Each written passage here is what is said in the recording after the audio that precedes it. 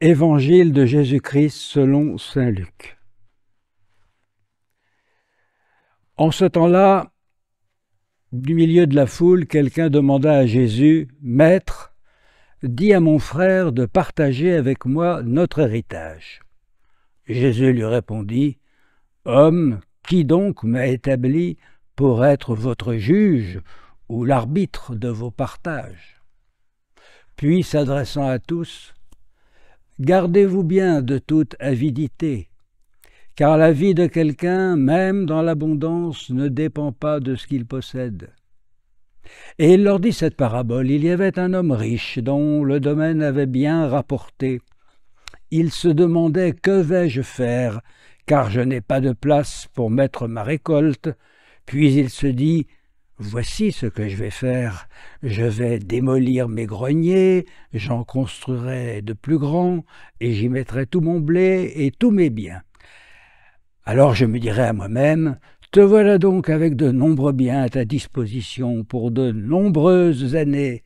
Repose-toi, mange, bois, jouis de l'existence. » Mais Dieu lui dit, « Tu es fou, cette nuit même, on va te redemander ta vie, et ce que tu auras accumulé, qui l'aura? Voilà ce qui arrive à celui qui amasse pour lui-même au lieu d'être riche en vue de Dieu. » Acclamons la parole de Dieu. Louange à toi, Seigneur Jésus. Maître, dis à mon frère de partager avec moi notre héritage. Cette demande faite à Jésus en plein enseignement religieux peut évidemment surprendre. C'est une question de ressous, une affaire d'héritage. Mais il faut préciser qu'à cette époque, on pouvait demander conseil à un rabbi pour de telles affaires. C'est pourquoi Jésus n'élude pas vraiment la question qui lui est posée. Sa demande était tout de même à la limite du possible à l'époque, mais voilà, elle était mal formulée. Jésus veut s'occuper des causes et non des conséquences, d'où sa réponse « Gardez-vous de toute avidité, car la vie de quelqu'un, même dans l'abondance, ne dépend pas de ce qu'il possède. » Et comme il le fait souvent, eh bien Jésus va expliciter son propos par une parabole, la parabole dite du riche insensé. Alors en quoi est-il insensé?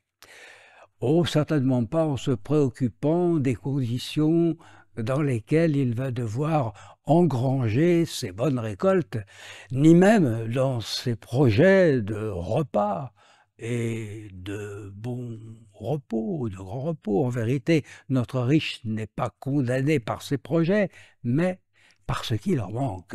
Et qu'est-ce qui leur manque? C'est Dieu, tout simplement. Parce qu'il n'y a aucun remerciement à Dieu, aucune action de grâce dans ses pensées.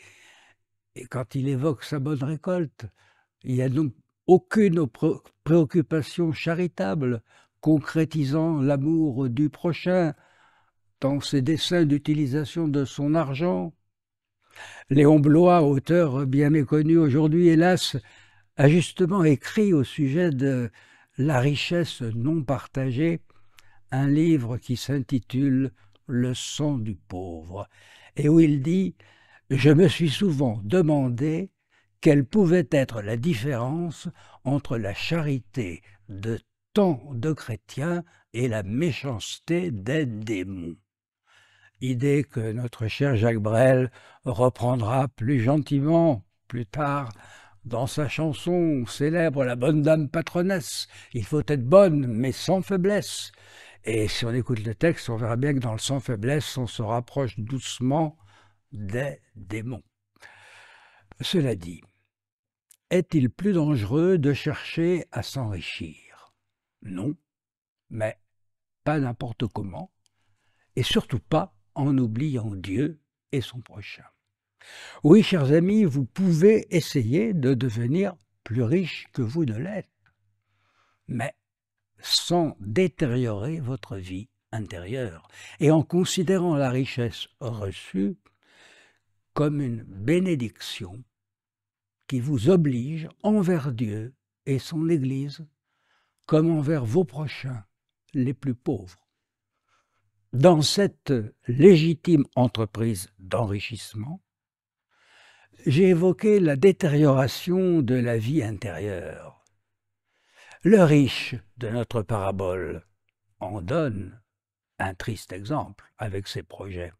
Il évoque l'idée de manger et de boire, même de faire bombance, activités qui en elles-mêmes ne sont pas répréhensibles, sauf excès bien sûr, mais qui le deviennent ici répréhensibles parce qu'elles excluent la louange due à Dieu, entraînant l'amour du prochain, seule façon de s'enrichir en vue de Dieu. Il ne prévoit aucun acte charitable, j'insiste là-dessus. Or, où en sommes-nous à ce sujet? Avouons que bien souvent, dans un certain nombre de circonstances, nous avons vécu comme englués dans les activités de la vie en ce monde, obsédés par des problèmes affectifs, sentimentaux, professionnels, comme le riche de notre parabole, uniquement préoccupé de l'agrandissement de ses greniers et de la jouissance que va lui procurer sa richesse nouvellement acquise. À l'occasion de nos réussites, nous avons exulté de joie, mais sans remercier le Seigneur tout le temps, et quelquefois aussi d'ailleurs parce que nous n'osions pas les réussites en question n'étant que les conséquences, je dirais, de coups pas très catholiques. Qu'est-ce alors que s'enrichir en vue de Dieu? D'abord, il faut avoir pris l'habitude de lui parler tous les jours, quelle que soit la forme de notre prière rituelle ou propos libre. Même si ce n'est pas pour le remercier, même si c'est pour crier son indignation, sa colère, il faut parler à Dieu. Dans le couple Dieu-homme, comme d'ailleurs dans tous les couples, il n'y a rien de pire que de n'avoir plus rien à se dire. C'est toujours le prélude à la séparation. Il faut toujours maintenir le contact avec Dieu, car ce n'est qu'ainsi qu'il peut nous corriger. Notre enrichi de la parabole n'a certes pas parlé à Dieu, mais il a fait pire, il l'a défié. Il l'a défié en prétendant jouir de sa richesse pour de nombreuses années. Ainsi, il croit pouvoir disposer à sa guise de la durée de sa vie. Et de ce fait, il prend la place de Dieu. La question se règle alors par la mort immédiate. Nos contemporains diraient « Oh, une belle mort, en plein sommeil, et s'est endormi joyeux de sa bonne récolte et du bonheur qu'elle lui apporterait. Il n'a pas souffert. Quelle chance !» Pourquoi pas? Oui, pourquoi pas si cet homme avait manifesté autant d'imagination pour sa vie intérieure que pour profiter de ses bonnes récoltes. Mais ses réactions nous montrent qu'il n'en était rien.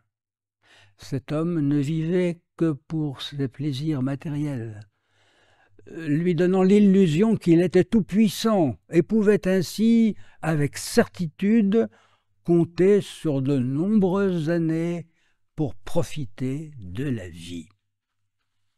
Eh bien, le Seigneur frappe alors très exactement là où l'orgueil humain arrive à son sommet. Notre homme riche comptait avoir beaucoup de temps devant lui. Eh bien, Dieu lui donne une leçon de choses, en quelque sorte, en lui reprenant sa vie tout de suite. Voilà averti. Rappelons-nous alors ces paroles du psaume 14, et faisons-les connaître autour de nous. Je vous cite ces paroles. Les fous se disent « Il n'y a pas de Dieu ». Corrompus, ils ont commis des horreurs. Aucun n'agit bien. Des cieux, le Seigneur s'est penché vers les hommes pour voir s'il en est un d'intelligent qui cherche Dieu. Cela fait quelques siècles que Dieu est penché sur la France. Vieux trône chrétien, maintenant en bois, infesté de termites. Quel spectacle s'offre à ses yeux! Il voit ses églises volées, plus de 24% en 2 ans, désertées, tombées en ruine souvent, quand elles ne sont pas profanées ou incendiées, hausse de 30% par rapport à 2024.